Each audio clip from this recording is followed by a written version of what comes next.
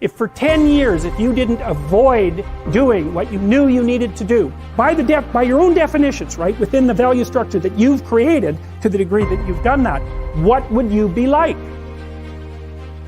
Well, you know, there are remarkable people who come into the world from time to time, and there are people who do find out over decades-long periods what they could be like if they were who they were, if they spoke their being forward. And they get stronger and stronger and stronger, and we don't know the limits to that. We do not know the limits to that.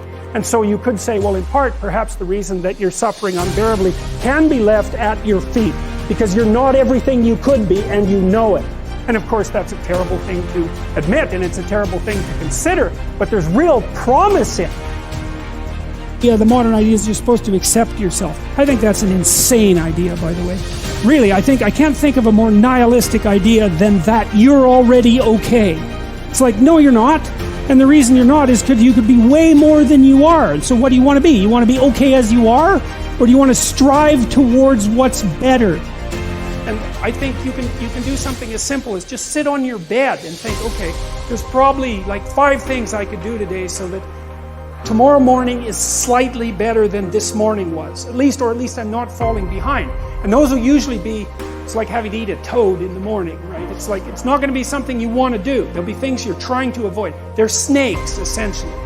But if you ask yourself, like you're asking someone, which I think is a form of prayer, if you ask yourself, instead of telling yourself, you know, what is it that I could do to set things more right today, that I would actually do? It's usually some small thing because you're not that disciplined, you know. Then you can go do it. And then you put the world together a little more when you do that. And that spreads out. But you also construct yourself into something that's better able to call order forth from chaos. And that makes you just incrementally stronger. And then the next day, you can maybe take on a slightly larger task. And like, you get the benefit of compound interest if you do that. It's a tremendously powerful technique. And I think if you do that, at some point, instead of just having to fix things up that are not good, you'll start to get a glimmer of the positive things that you could do, you know, the positive things that you could do that would actually constitute a vision. And